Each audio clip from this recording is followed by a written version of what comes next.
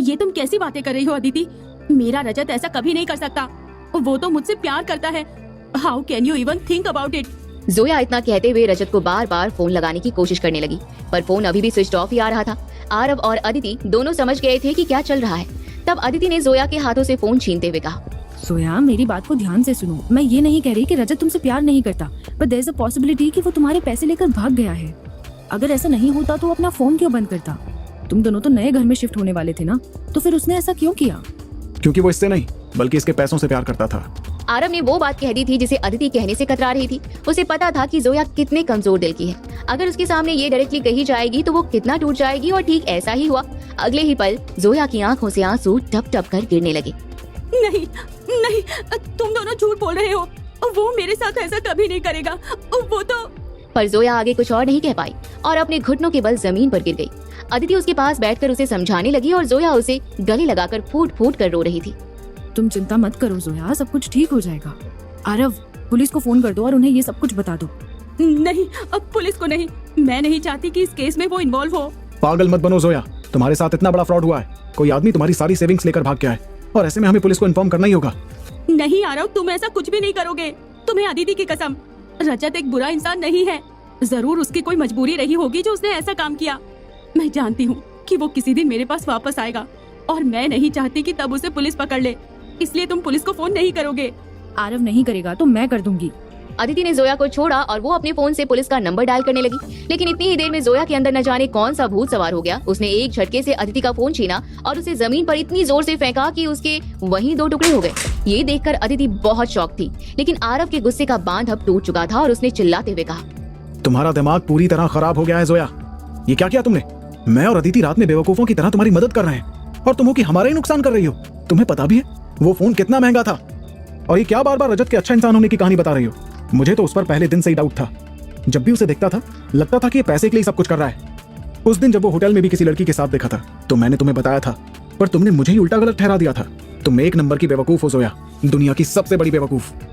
पर आरव की बात सुनकर जोया भी कहाँ चुप रहने वाली थी। उसने आरव को चिल्लाते हुए कहा, इसका मतलब फॉल्ट तुम्हारा है। अगर तुम्हें पहले ही पता था कि रजत एक चीटर है तो तुमने मुझे क्यों नहीं बताया? अगर तुम उस टाइम बता देते तो आज मेरे पास मेरी सारी सेविंग्स होती, मैं खुश होती और तुम्हारी वाइफ का फोन भी नहीं टूटता। गलती मेरी नहीं तुम्हारी है और मुझसे बड़े बेवकूफ तो तुम हो कि तुम्हें ये बात समझ नहीं आती। शांत हो जाओ तुम दोनों। एक दूसरे से लड़कर इस प्रॉब्लम का सोल्यूशन नहीं निकलने वाला। ऐसे टाइम पर हमें ठंडे दिमाग से काम लेना चाहिए और तुम दोनों हो कि आपस में ही लड़ रहे हो। दोनों में से कोई बेवकूफ नहीं है। अब जो हो गया सो हो गया, अब चलो यहाँ से। नहीं अदिति, मैं तुम्हें नया फोन दिलवाए बिना घर नहीं जाऊंगा। चलो पहले मॉल चलकर एक नया फोन खरीदते हैं और फिर हम घर चलेंगे। ठीक है चलो। जोया, तुम भी हमारे साथ चल रही हो और मैं ये पूछ नहीं रही हूँ, तुम्हें ऑर्डर दे रही हूँ। इतना कहते हुए अदिति जोया को आगे ले जाने लगी और आरव उनके पीछे चल पड़ा। वो तीनों कार तक पहुँचे और बैक सीट पर जोया और अदिति बैठ गई।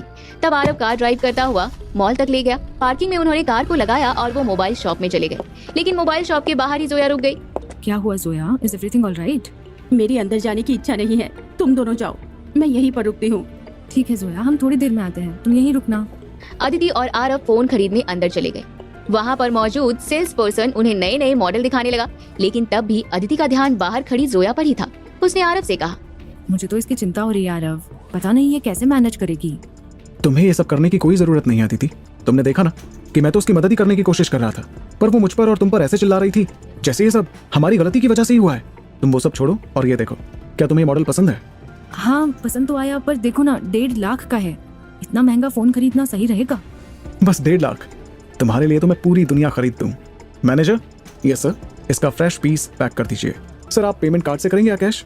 तब आरव ने उस मैनेजर के सामने अपना ब्लैक रॉयल कार्ड निकाला और उसे देखते ही मैनेजर ने आगे कोई सवाल नहीं पूछा। अगले ही पल मैनेजर ने एक फ्रेश पीस को पैक करके अदिति को दे दिया और तब आरव ने अपना कार्ड स्वाइप करके पेमेंट किया।